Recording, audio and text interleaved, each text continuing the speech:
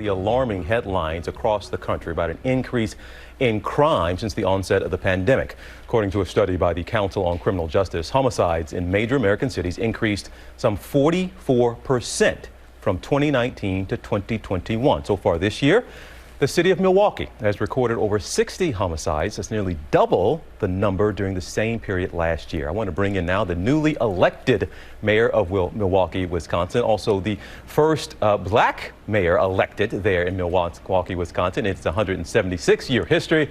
Cavalier Johnson, Mayor Johnson, it's good to have you. We're going to get into the history and what it means in just a moment. But we could talk about history all day long, but you got a job to do, and you know you do, and you know what you're up against. We just talked about those numbers when it comes to homicides in your city. Why is it happening there in Milwaukee?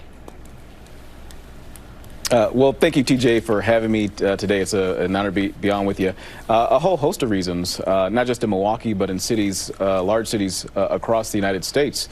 We've been dealing with, in this community for decades, a reduction in family supporting jobs. That has a direct correlation with having families to be stabilized, having neighborhoods to be stabilized, which leads to true public safety.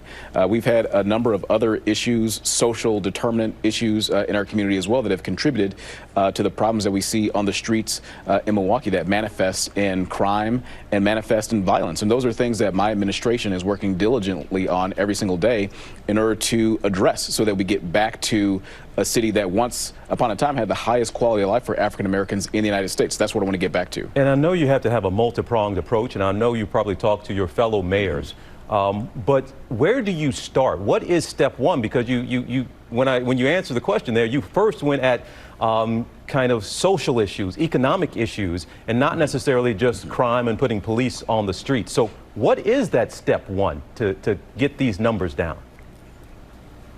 And you're right, it is multi-pronged. The approach to public safety here in Milwaukee, and I think across the country, has to be, in order to address the issues that we have. Certainly it's police, and I just was with our police chief as a number of recruits, nearly 60 of them, took the oath of office and will be hitting the streets later this year. But it's not just police. It's also investments in violence prevention, stopping that violence from occurring before it even starts.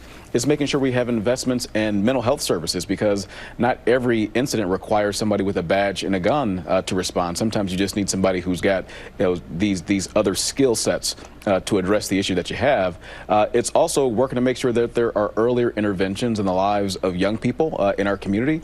And then it's also working to make sure that families have opportunities for true family supporting job opportunities, not where they're working 2 and 3 jobs in order to make ends meet, but one family supporting job to help stabilize themselves, stabilize their children, stabilize their home, and then if you get a critical mass of that, stabilizing their neighborhoods, and that leads to true public safety. I'll take a moment here, and you mentioned children there, and I'll let you address it. It's confusion all over the country right now when it comes to masks and mask mandates, but your schools right there were just expired, essentially, a mask mandate on one day. The very next day you had to come back and put the mask mandate back in place. What's the level of, I guess, maybe frustration you're seeing, and even confusion, given what we've seen come with the national mandate being struck down for airlines and airports, but also just some of the confusion and the back and forth even in your own schools?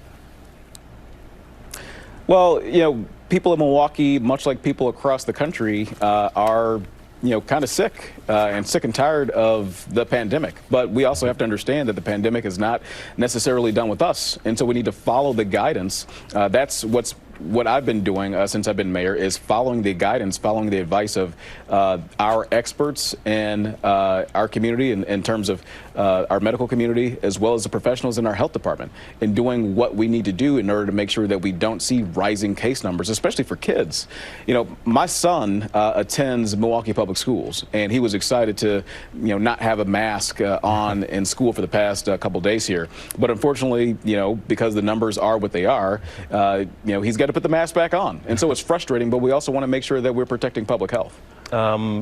You sit here now as in every article I read and conversation I was having, yes, he's the first elected black mayor, but he's also the first millennial mayor. And I had to go Google, what is a millennial again? So you're a 35-year-old guy sitting here, born and raised in Milwaukee, and even by your own admission, a tough upbringing in some tough neighborhoods.